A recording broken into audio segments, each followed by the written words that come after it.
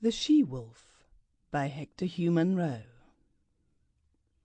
Leonard Bilsiter was one of those people who have failed to find this world attractive or interesting, and who have sought compensation in an unseen world of their own experience or imagination or invention. Children do that sort of thing successfully, but children are content to convince themselves and do not vulgarize their beliefs by trying to convince other people.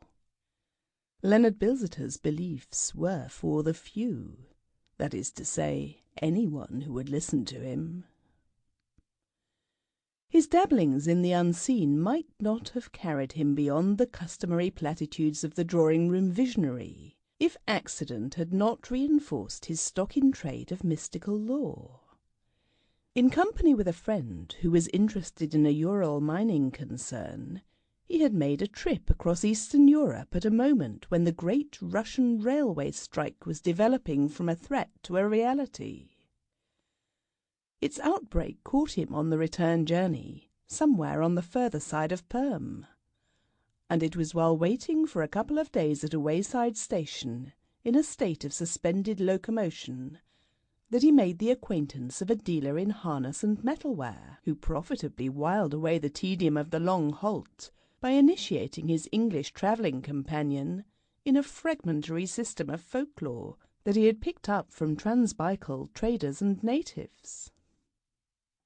Leonard returned to his home circle garrulous about his Russian strike experiences, but oppressively reticent about certain dark mysteries which he alluded to under the resounding title of Siberian Magic. The reticence wore off in a week or two, under the influence of an entire lack of general curiosity, and Leonard began to make more detailed allusions to the enormous powers which this new esoteric force, to use his own description of it, conferred on the initiated few who knew how to wield it. His aunt, Cecilia Hoops, who loved sensation perhaps rather better than she loved the truth, gave him as clamorous an advertisement as anyone could wish for, by retailing an account of how he had turned a vegetable marrow into a wood-pigeon before her very eyes. As a manifestation of the possession of supernatural powers, the story was discounted in some quarters by the respect accorded to Mrs. Hoop's powers of imagination. However divided... Sample complete. Ready to continue?